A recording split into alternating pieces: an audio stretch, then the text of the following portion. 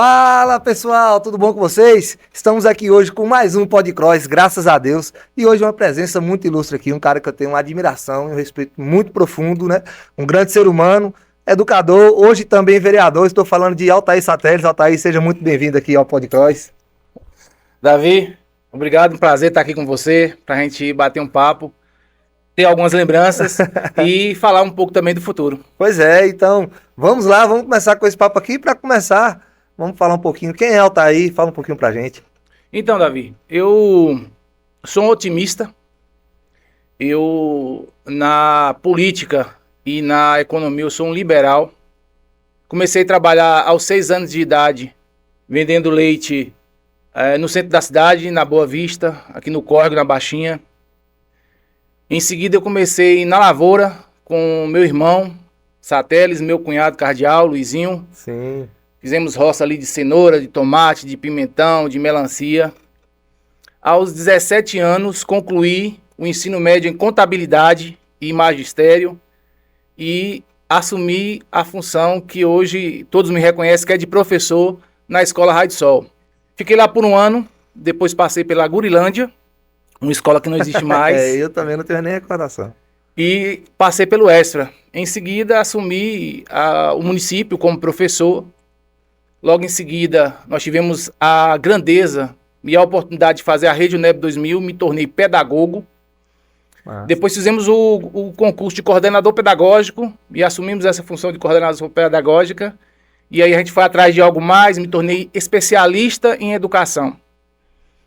Depois nós fomos aí caminhando pela educação até chegar à Secretaria Municipal de Educação, que eu tive o privilégio de trabalhar com você em algo muito sensível. Sim. E aqui eu quero fazer um adendo a você, que você não tinha hora, nem espaço, nem lugar para estar ali presente com os estudantes, que é a questão do transporte. Sim.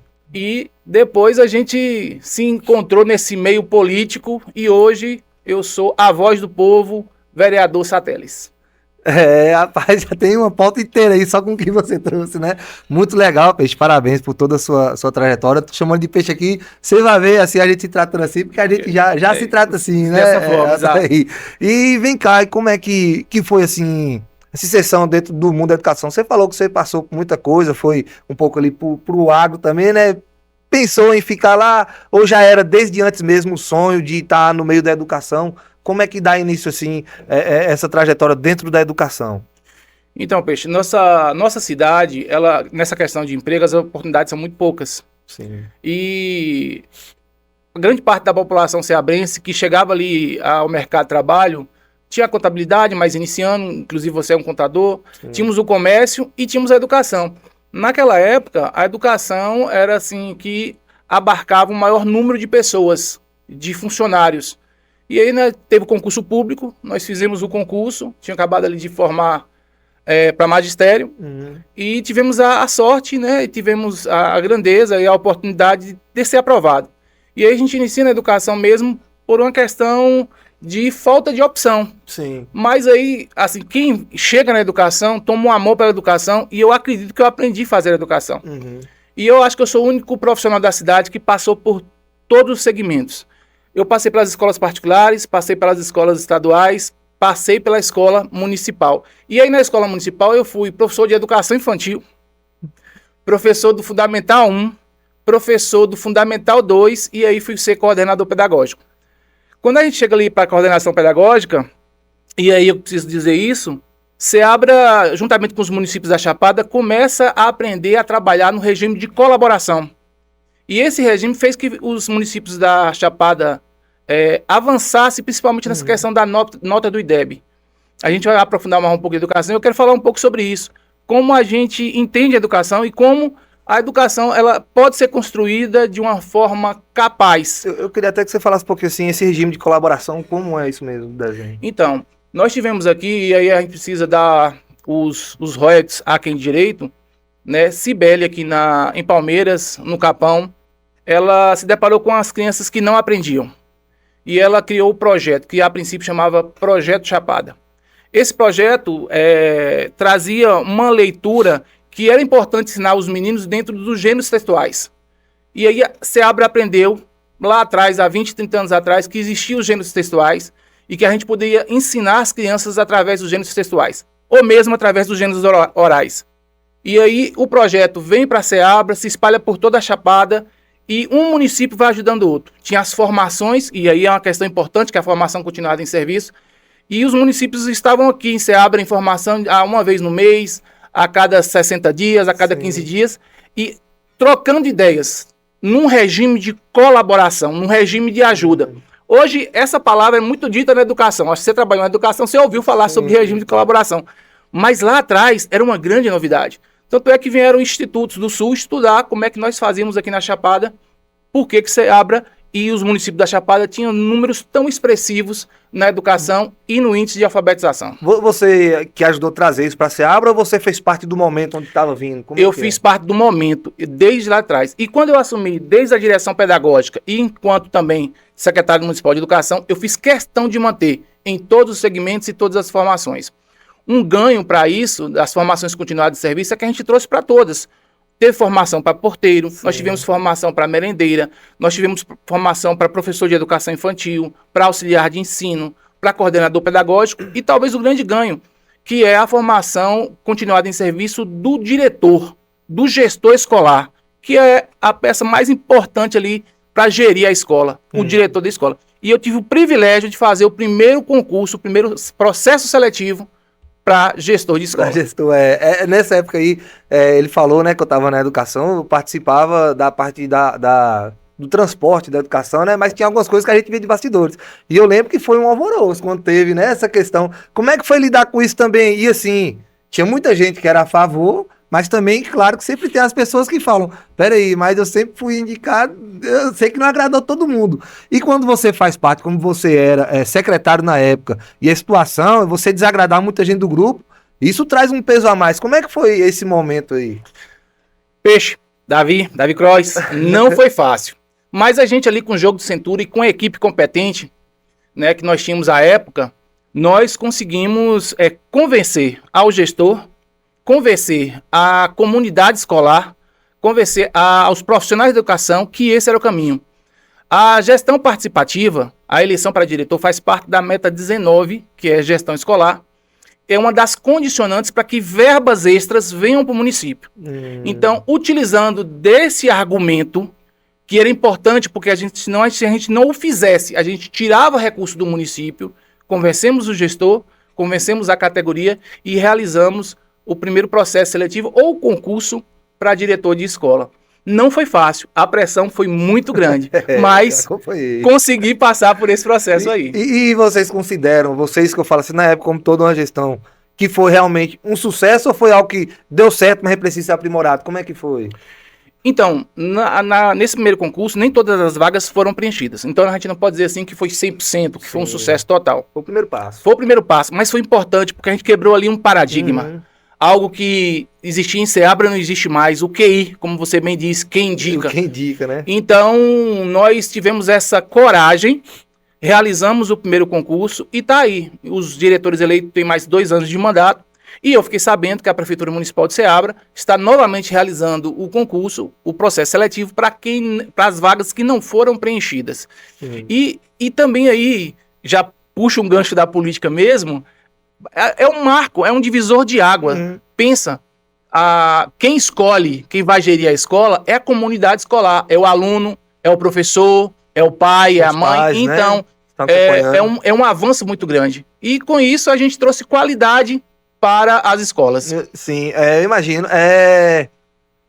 Quando você vira secretário de educação, você imagina isso como uma grande oportunidade ou um grande desafio? É algo assim que você já imaginava desde antes? Porque assim, você já fazia parte também no primeiro mandato, né? A gente tá falando aqui de 2 mandatos de fato, né? Os primeiros 4 anos você também fazia parte da secretaria, mas não como secretário, e depois você assume a pasta. Como é que foi assumir essa pasta? É algo mais desafiador ou algo mais satisfatório? Como é que é?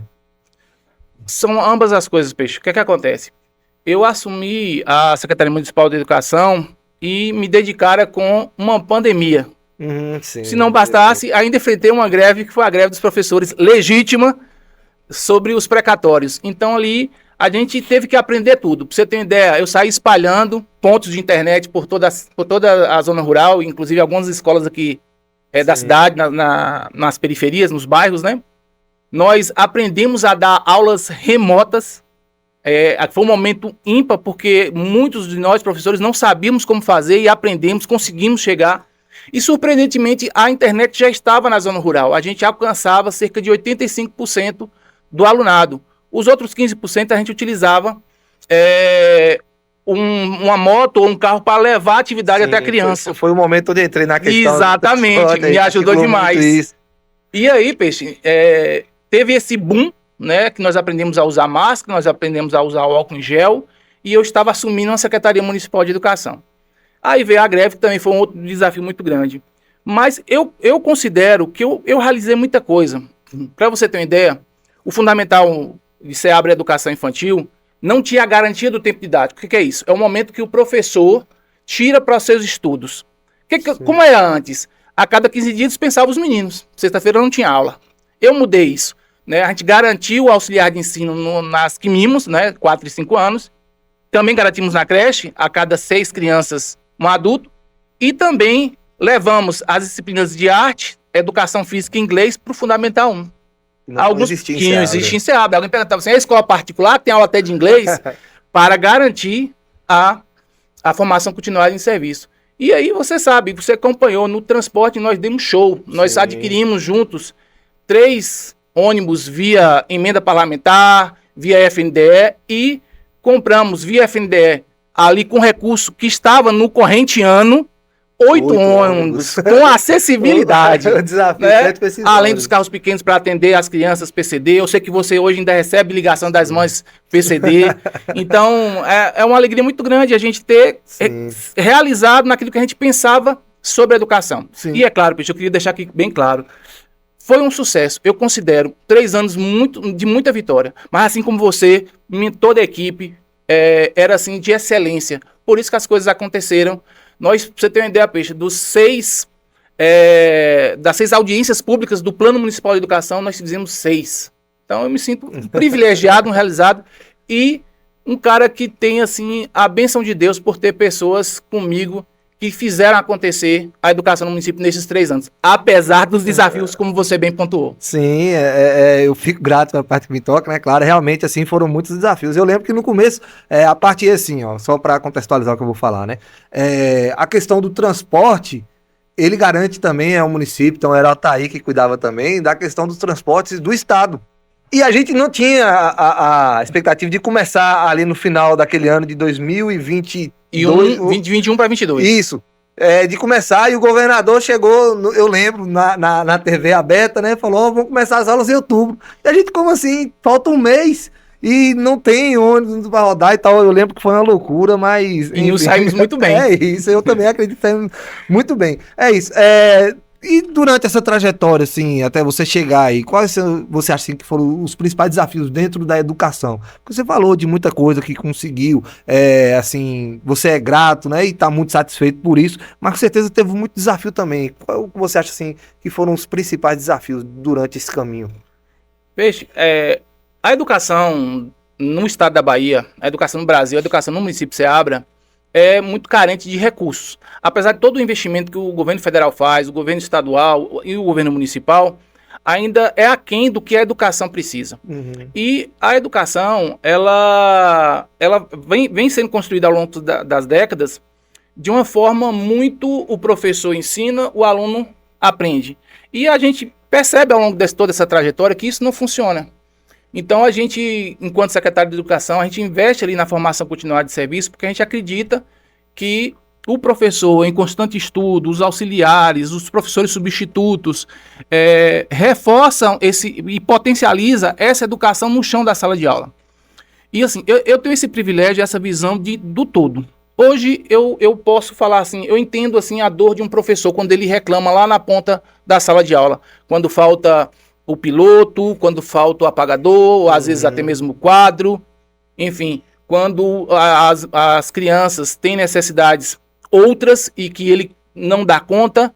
Então, assim, essa visão macro que eu tenho hoje, eu entendo a educação como um processo contínuo, um processo de colaboração, um processo onde o profissional de educação, sendo valorizado, é o caminho para que o aluno realmente aprenda e que a gente tenha uma educação realmente de qualidade. Então, na verdade, esses desafios aí parece muito clichê, mas realmente serviram para mudar todo esse secretário que conseguiu, né, ter tanto sucesso assim na sua pasta. Eu quis falar sobre essa trajetória antes, né, sobre desafios, você já falou também sobre as glórias, né, porque quando você chega a secretário, não é só secretário de educação, né, era secretário de Educação, Cultura e Esporte, e você é um cara também sempre foi muito envolvido com a questão do esporte. Exatamente. Eu queria que você falasse um pouquinho pra gente, desenrolasse também pra gente, assim, sobre esse seu contato. Eu lembro, assim, muito, assim, com muito carinho, inclusive, que eu era torcedor do Cochó, você sendo técnico de futsal, eu me lembro também na questão, eu nunca estudei no Esfera, mas eu fazia parte dos esportes no Esfera. A gente já viajou junto também, eu queria que você falasse um pouquinho pra gente também sobre essa parte de esporte. Então, assim, eu inicio do futebol de campo, como todo mundo. E aí a gente, adolescente ali no oitava série, antiga oitava série, sim, a gente começa a praticar o basquete. E aí eu me apaixono pelo basquete, vou pro basquete, e ali também começa a jogar o vôlei, e a gente começa a passear por todos os esportes. E a gente faz uma trajetória ali no basquete. E o basquete envolve muita tática, e a gente aprendeu isso. E eu tinha essa habilidade, essa coordenação motora. E com isso a gente joga o basquete ali até uma certa idade, depois já não dava mais. E aí eu chego para trabalhar no Esfera como professor, foi onde você viu lá. Que é nisso que eu acredito. O esporte é fundamento, o esporte são as categorias de base. O que a gente faz aqui é muito bom e é louvável, mas a gente pode classificar como lazer. Esses campeonatos que nós temos são lazer. O que é esporte? É fundamento, são as categorias de base, são as escolinhas, é o esporte nas escolas. Então, eu levo isso por Esfera, trabalhando handebol, vôlei, basquete, futsal. É exatamente e isso. Ali, inclusive você participou, e a gente tem assim a ideia ali de uma escola, ela pode investir no esporte. E o Esfera se caracterizou por isso, a gente participava até de campeonatos de natação, enfim. E aí a gente, já na fase mais ali adulta, a gente recebe o convite dos meninos de treinar o Cochó, a gente ia participar do Campeonato Baiano, fizemos uma boa trajetória no Campeonato Baiano, e logo em seguida a gente foi campeão do Municipal com uma nova metodologia. O futsal em Ceabra era muito clichêzinho assim, a bola no pivô, sim, os alas desciam. A gente trouxe a questão de rodar, de movimentar. E isso foi fantástico, as pessoas se apaixonaram por aquele jogo do Cochó, foi único. Depois outros times começaram a fazer o mesmo. Vai copiando o que deu certo. Isso, né? E a questão da bola parada, Peixe, de a gente fazer a jogada ensaiada e treinar. Era chato, os meninos reclamavam, mas foi bom, porque deu um upgrade no futsal de Ceabra, que é essa belezura que a gente todo mundo vê e ama e enxerga hoje. Sim, realmente. E aqui eu não posso deixar de falar, Peixe, o futsal, ele tem apoio. Nós todos chegamos junto ali desse esporte. Mas o vôlei, o basquete e talvez o handebol, que ainda tem algumas pessoas que praticam aqui em Ceabra, e outros esportes, você pode me ajudar aí, o cross, o vôlei de areia, enfim. Esses esportes precisam da ajuda de nós, de todos nós, né? Todos nós que fazemos a educação, todos nós que fazemos o comércio, porque são jovens. E quando o jovem está ali, livra ele de muita coisa ruim. Então, eu sou um apaixonado pelo esporte, sim. Fiz essa minha trajetória toda na vida no esporte. Sou um apaixonado e um torcedor, né? Como todos nós ceabrenses. Amamos demais os esportes em geral.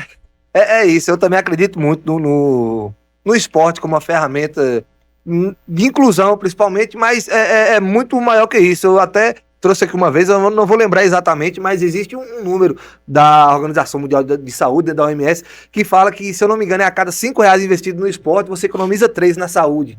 Então, realmente é algo muito maior. Tem a questão da educação, você falou. Os meninos não gostavam, você tava falando de cabra velho, jogava bola. Não gostavam, mas tem que ser ali, né? Tem que ter a tática, tem que obedecer ali o esquema, tem que ter um mentor, tem a questão da hierarquia. Eu acredito também que é muito maior do que tudo. E o basquete, sobretudo, eu até... eu gosto muito de assistir série, assisti uma série do LeBron James, né, que mostra muito essa questão tática também do basquete, realmente é algo assim que é referência.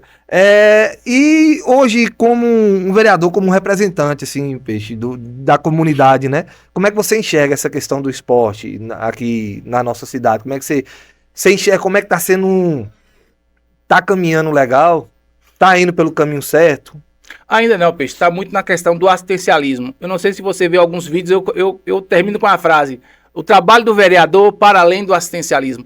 A gente precisa de políticas públicas. Uma questão importante seria a desvincular, criar a Secretaria de Esporte, Cultura e Lazer. Seabra já teve essa secretaria. É hora de voltar a ter a Secretaria de Esporte, Cultura e Lazer. Porque aí a verba seria destinada exclusivamente à cultura e ao esporte. Como as pastas são vinculadas e a educação tem muita necessidade, acaba sobrando pouco para a cultura e para o esporte. Enquanto estivermos trabalhando apenas com essa questão do assistencialismo, e aí tem muitos jovens nos esportes individuais despontando, e aí que eu trago uma sugestão, que é algo clichê, mas que é importante, que seria um Bolsa Atleta municipal, para que esses jovens do jiu-jitsu, da capoeira, do ciclismo, que estão aí, do karatê, que estão despontando a nível estadual e até regional, possa ter esse apoio da Prefeitura Municipal de Seabra. Então a gente propõe aí uma PL, né, a criação de um projeto-lei, onde seria uma espécie mesmo de faz-atleta. Sim. É importante. E a gente romper com essa questão do assistencialismo e trazer políticas públicas para que o esporte Seabra avance e avance muito. Mais direcionado, no caso, né, com um fim já lógico ali. Vamos lá. Teve tudo isso, e no meio disso ainda, antes mesmo de ser secretário, já pintou a primeira eleição, né, onde você participou. Exato. Você disputou, né, teve uma votação muito expressiva, mas foi o partido que mais fez vereador, eu não sei se da história não, mas daquela política foi, né, então foi algo muito acirrado, e depois você quis ir de novo. Como é que foi esse momento de falar, vou colocar o pé na política agora, desde esse primeiro momento? Então, no primeiro momento, foi um convite do nosso gestor daquela época. Ele convidou ali, eu entendi que eu estava ali para compor o grupo, para compor o time. E a gente estava ali na pandemia, não poderia fazer o corpo a corpo, ir até casa das pessoas e tudo mais. E a gente fez um trabalho pelas mídias sociais, a gente gravou alguns vídeos, colocamos algumas ideias, e eu fiquei surpreendido. Eu achei que fosse ter 100, 200 votos ali no máximo. Eu tive 572 votos. Falei, mas eu fiquei surpreso comigo mesmo, com minha receptividade por parte da população ceabrense. Já dessa segunda vez, não. A pandemia passou, eu caminhei pelas comunidades, eu ouvi as pessoas. E teve um dia muito interessante que chegou uma senhora lá no meu gabinete e falou assim, ela estava com uma questão de saúde. Eu falei assim, senhora, não é aqui. Ela falou assim, mas você atende a gente tão bem, você é tão educado. Isso que... eu vim aqui só para ouvir você dizer que não é aqui. Aí eu falei assim, se eu estou ajudando as pessoas, se as pessoas gostam de me ouvir, eu vou tentar de novo, só que dessa vez eu vou firme e eu vou para vencer. E graças a Deus, a população e a educação deu esse respaldo, eu tive 1.033 votos, fui o mais votado do lado que perdeu, então isso é grandioso, né? E a gente hoje fez uma caminhada de um primeiro ano, que a gente acredita que tenha dado uma devolutiva para os munícipes de Seabra. Sim, e muito se imagina, né? Quando chegar lá vai ser assim, assim, assim. Acredito que seja como tudo, não só na política não, mas seja muito diferente. Você realmente sentiu assim que é muito diferente? E, imaginando, você vai falar se sim ou se não, o porquê você acha que é? Então, eu tomei um susto. É muito diferente daquilo que a gente vê de fora. Imagina, né? Imagina do que você está lá dentro e tendo esse laborar na vereança. Eu acredito, Peixe, que eu tenha contribuído com todos, né? Com a Câmara Municipal de Seabra, com os que confiaram em mim e com os demais. A gente trouxe um belo diálogo durante esse ano. Sabemos que precisamos caminhar mais, porém, a gente trouxe uma novidade. Aquele meme que o vereador só aparece de 4 em 4 anos, acabou. Sim. Porque tanto eu como os colegas estamos no campo, estamos ouvindo a população, os anseios, as necessidades, estamos criando PLs que favorecem a comunidade e também estamos ali fiscalizando as obras públicas. Então, aqui em Seabra, pelo menos, os vereadores não sumiram. Estamos aí presentes fazendo nosso trabalho, apesar das dificuldades. Então, você sente que você faz parte de uma Câmara muito atuante? Porque assim... Eu participei também do último processo eleitoral, né? Também fui candidato a vereador. E um dos motivos foi sentir uma carência muito grande dos vereadores. Assim, é minha opinião e de mais algumas pessoas, não tô assim falando de todo mundo, claro, mas a gente via que era uma das piores formações de Câmara que teve. Assim, não é nada pessoal não, mas realmente ficou muito a desejar. E isso porque eu fazia parte da gestão e era um casamento muito legal de gestão Câmara, e ainda assim eu sentia isso. Mas você dessa vez então você sente assim que a Câmara hoje, a formação dela é algo participativo, assim, como um todo? Peixe, assim, como um todo, dizer assim, unanimidade, eu acredito Sim, que não. até... Mas eu sinto em alguns colegas, tanto da situação como da oposição, aquele desejo, aquela vontade de fazer, de acontecer, de fiscalizar, de cobrar. Mesmo os vereadores que são chamados da base, estão fazendo elaborar esse trabalho. E eu finco as minhas raízes, né? Eu sou um vereador de oposição e faço o meu trabalho. E Ceaba também está aprendendo. As pessoas me param na rua e falam assim, Ceaba precisava de um vereador assim. Ou as pessoas param e falam, é importante você estar lá cobrando mesmo. Sim. E eu tenho sido muito bem recebido pelos trabalhadores da Prefeitura Municipal de Ceabra. Em local nenhum que eu fiz a visita, enquanto vereador, enquanto estava ali cobrando, eu fui rechaçado de alguma forma. Eu fui muito bem recebido. E as pessoas estão entendendo aos poucos que é o papel do vereador, Sim. que é fiscalizar, que é estar cobrando do poder público que traga melhoria para a comunidade como um todo.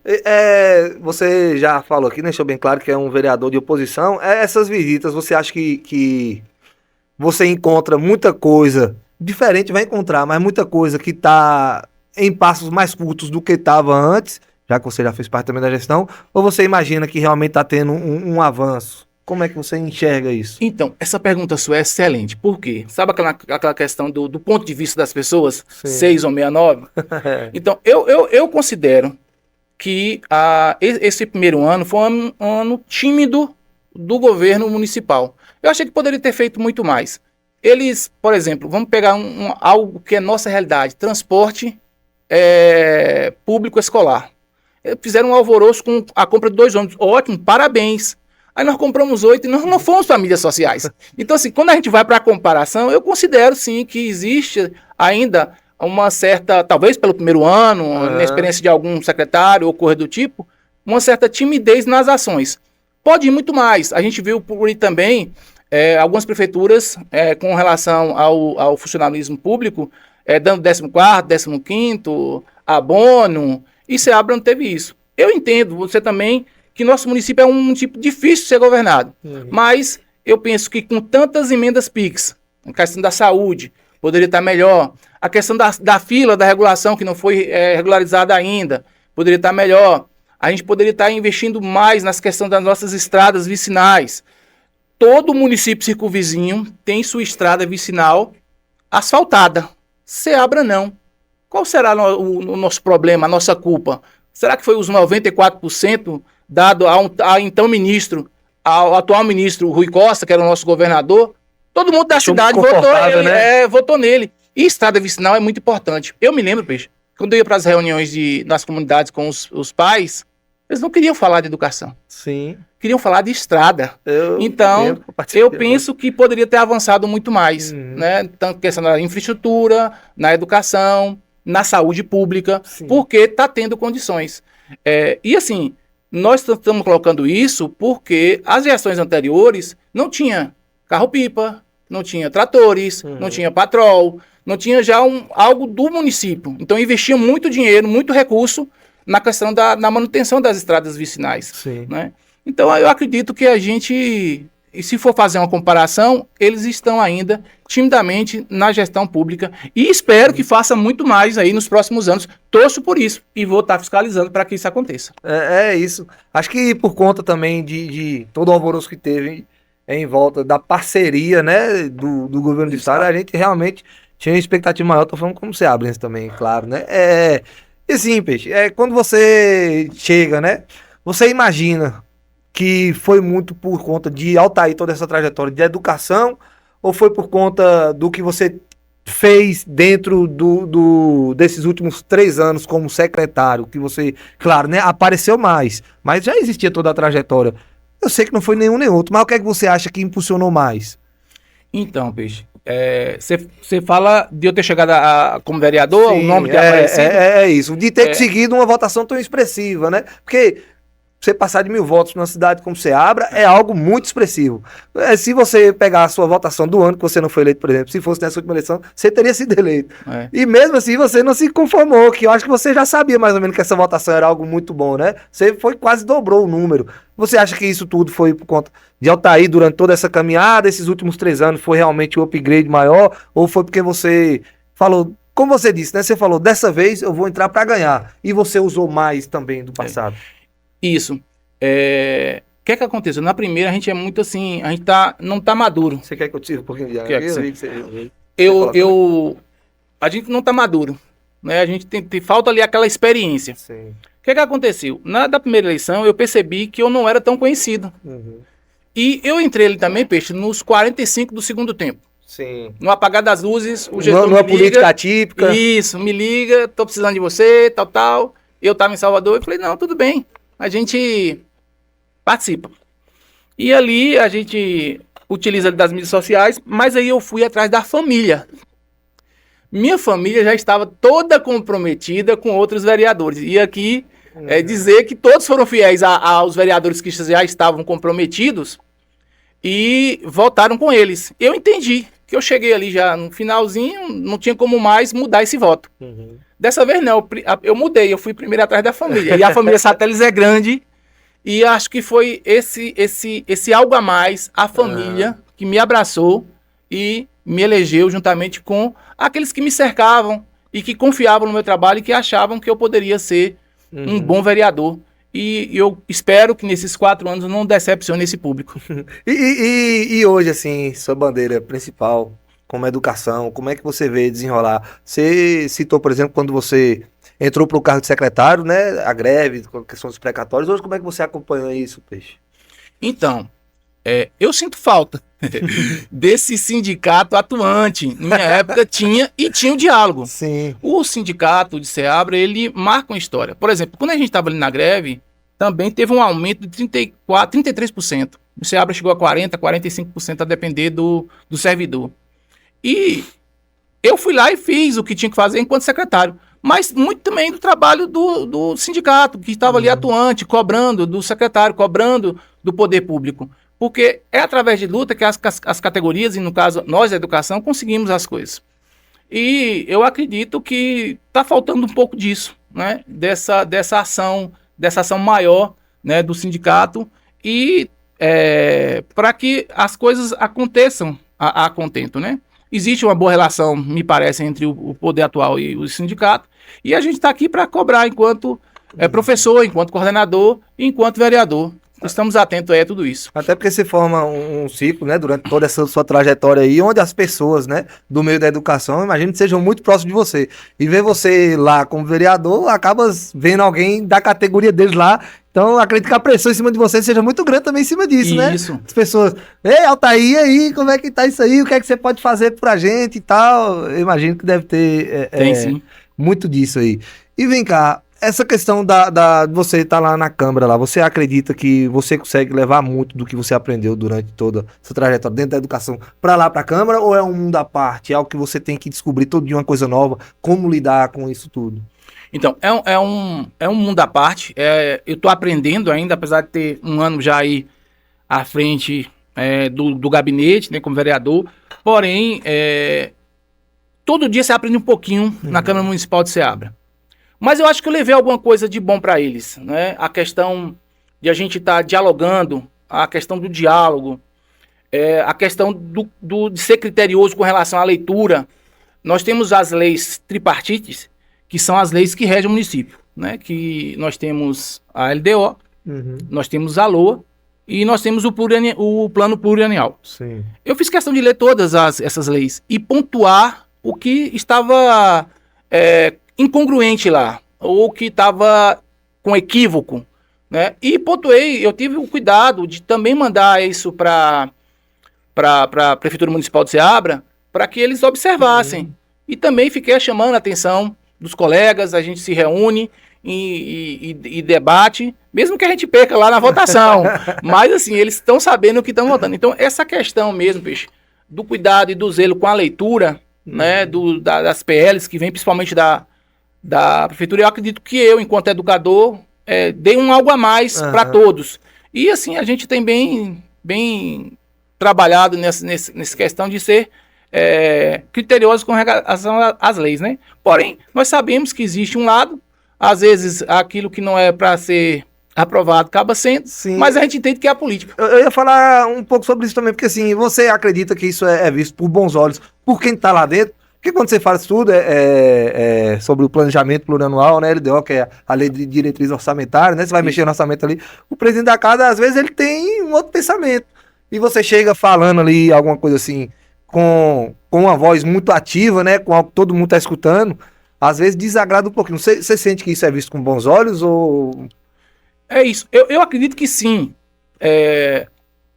Teve discussão, teve briga. Não vou dizer para você que... Mas é o que é para ter eu vou exemplificar, né? Para que quem está escutando a gente em casa entenda. Nós temos a questão da suplementação.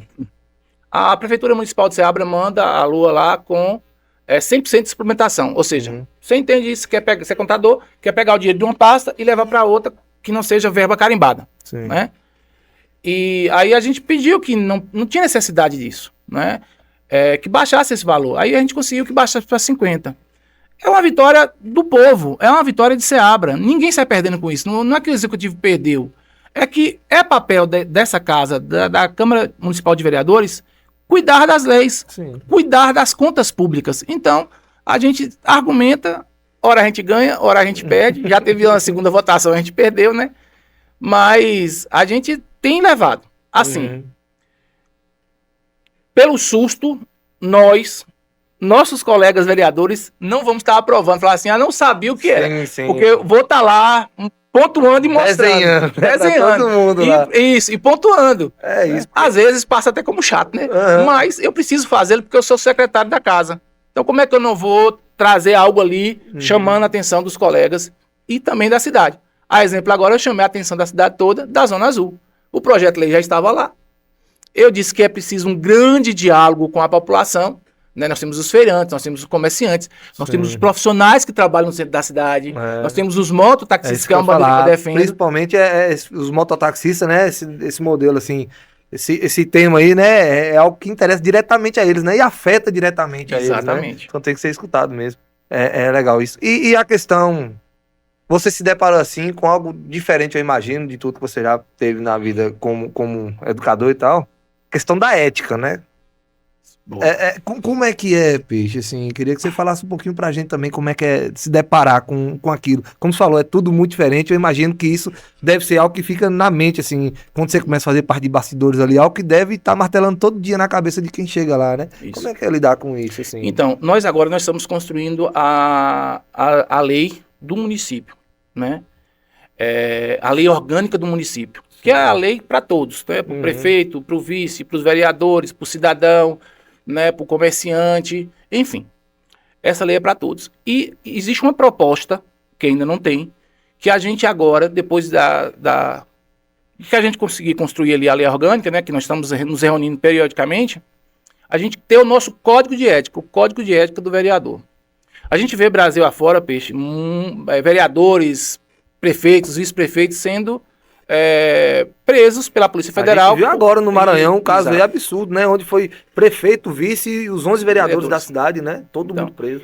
Então, existe, né, esse cuidado, esse zelo com o erário público. Então, a gente realmente se policia o tempo todo, porque às vezes o mínimo pode virar o máximo, e aquilo que às vezes passa desapercebido que está fazendo de forma correta, é incorreto. Né? Então, o vereador precisa ter postura sim, ele precisa desse código de ética, porque ele precisa ter uma bússola, um norte para se conduzir, e principalmente nessa questão mesmo da corrupção. Né? Então, a gente tem que ser exemplo. Se nós, que somos a casa do povo, que somos os representantes do povo, se a gente se corrompe, um cidadão, a gente não vai ter argumento para dialogar com um cidadão que se corrompe ali também de forma que talvez passe desapercebido, mas que é uma corrupção. Né? Então, nós estamos tendo esse zelo, esse cuidado e esse respeito com o cargo, com os votos que nós tivemos e com o nosso grupo, porque nós temos um grupo que é um grupo forte e que é o grupo de oposição da cidade. E é salutar ter oposição na cidade. É bom para todos, inclusive para o gestor público atual. Sim, eu perguntei essa questão aí porque a gente trabalhou junto, né, como a gente já citou aqui algumas vezes, e eu sei que você é alguém que leva isso muito a isso, assim, tinha coisa, por exemplo, só para dar um exemplo aqui, pessoal, a pasta da educação é uma pasta que recebe muito recurso, muito dinheiro.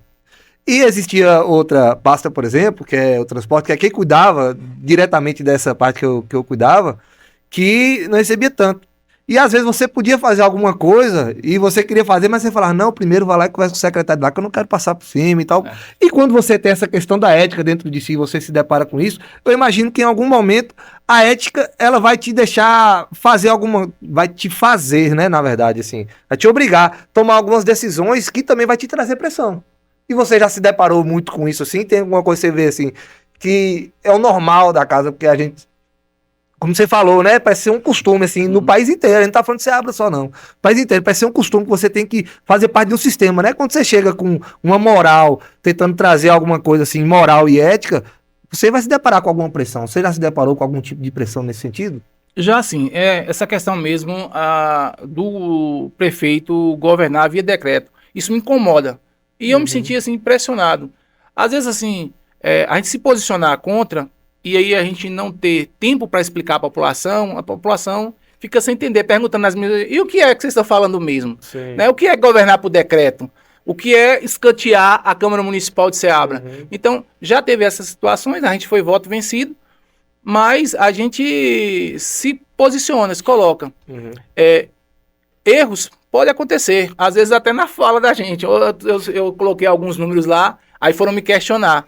Então, a gente comete esses equívocos, esses erros, mas a gente tem uma equipe muito boa, eu tenho uma assessoria que está ali sempre comigo, cuidando tanto da minha papelada, quanto também daquilo que a gente está propagando nas mídias sociais. Não tem como você dar conta de tudo, né? Chega um relatório de 50 páginas, você vai ler isso para apresentar amanhã e saber o que é que está acontecendo. Ceabra é uma cidade muito grande, realmente tem que ter uma equipe muito boa para poder dar conta disso tudo. Eu queria falar um pouquinho contigo agora sobre futuro. O que é que você imagina dentro da política para o futuro seu, pessoal, Altair? Você imagina algo no sentido de reeleição? Você imagina dar passo maior? Você primeiro quer ver o que é que acontece nesse próximo ano, que é um ano muito importante para o Brasil, né? A gente vai ter eleições aí federais, estaduais. Como é que você imagina assim, seu futuro dentro da política já sendo participante dessa próxima eleição? Porque tem os deputados, você provavelmente tem os seus também, né? Isso.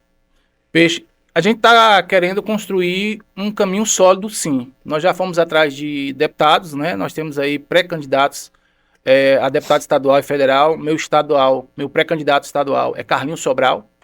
Meu candidato a deputado federal, meu pré-candidato a deputado federal é Alan Sanches. E a gente tem o apoio desses políticos, né? Desses homens públicos, para que a gente traga emendas para a Ceabra, para que a gente consiga trazer o bem comum, o bem-estar social. Essa é a ideia. Então, fortalecer a base.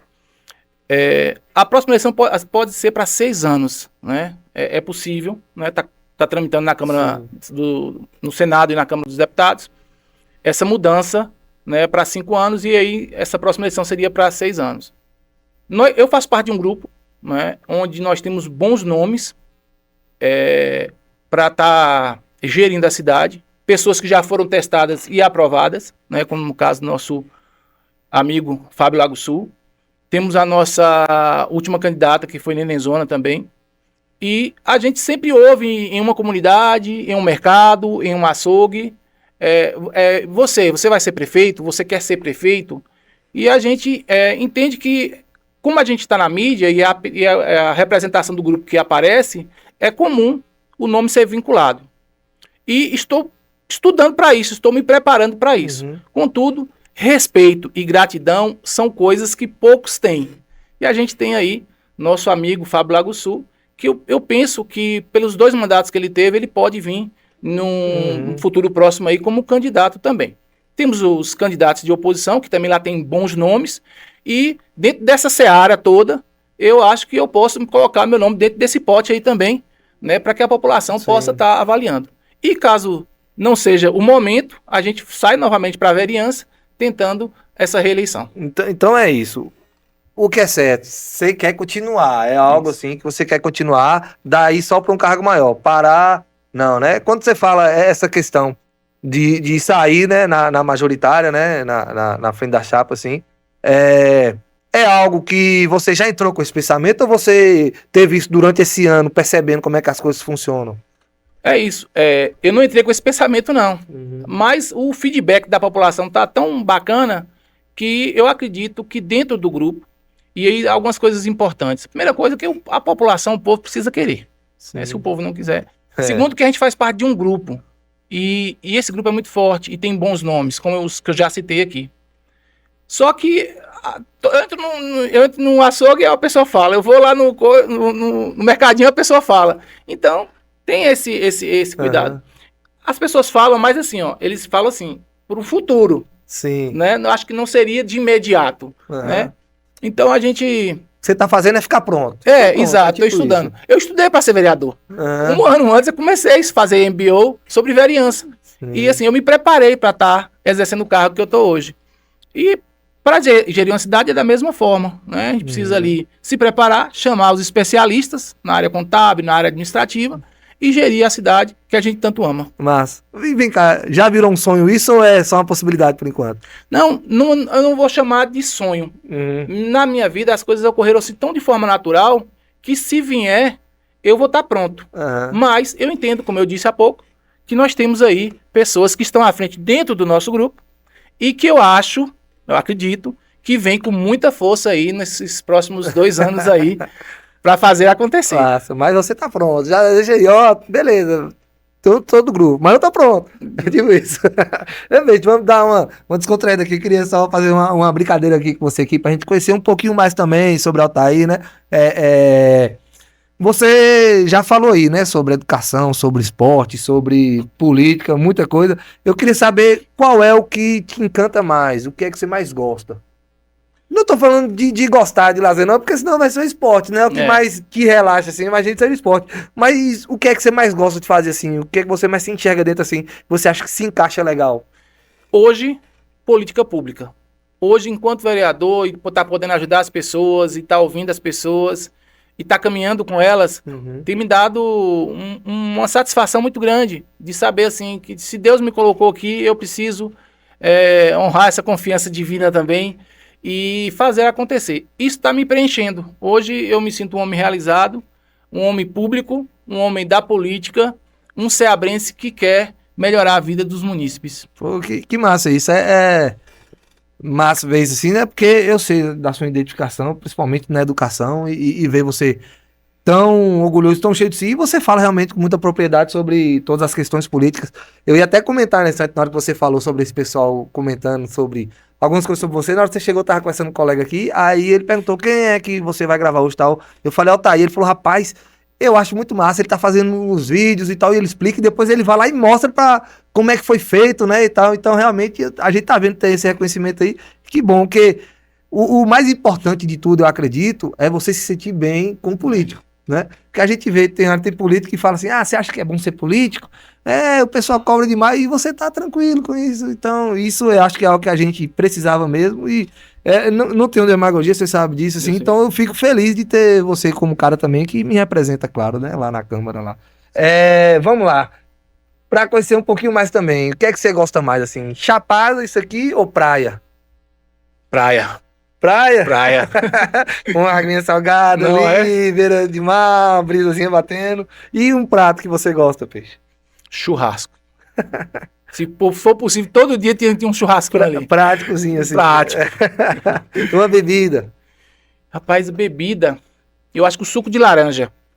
É um suco que eu tô sempre pedindo. Eu ia falar assim, não sei se é algo que combina tanto com churrasco, não. Geralmente churrasco vem junto com a cervejinha. Mas aí no churrasco tem que ter a cervejinha. Mas isso eu também gosto muito de suco de laranja.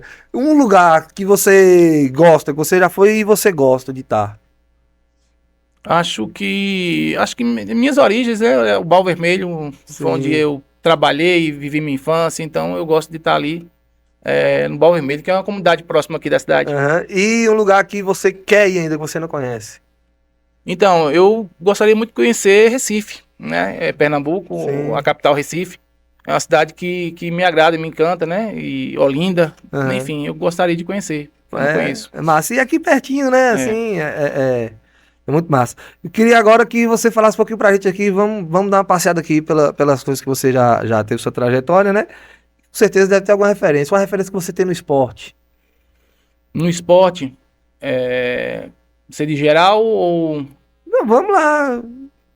Acho que Cardeal, meu cunhado, foi jogador aí de Eu futebol. vou falar, se você quiser trazer um daqui e um também que você tem como ídolo, assim. Sim, aí eu acho que Zico, Michael Jordan, eu acho que são exemplos de homens e de atletas que Sim. me marcaram durante a minha infância, adolescência e até a vida adulta. E Cardeal, alguém mais próximo? Mais próximo porque jogava futsal, foi bicampeão de Jogos Abertos do interior em Itaberaba com futsal. E alguém que você convivia também, que achava a conduta também. Exato. Legal. Pronto, dentro do esporte esse. E dentro da política? Eu acho que nosso líder maior, né? Eu acho que ele é um exemplo de homem. Gosto muito de Fábio Lago Sul, é meu amigo. É alguém que tem visão, empresário da cidade, né? É alguém que está aí com a vida ilibada. E é um exemplo para mim hoje na política municipal. É alguém que você tem mesmo como referência da política? Ou é alguém só que você admira? É alguém que eu admiro e que eu tenho como referência, assim, pelo fazer. A gente trabalhou junto aí 7 anos, né?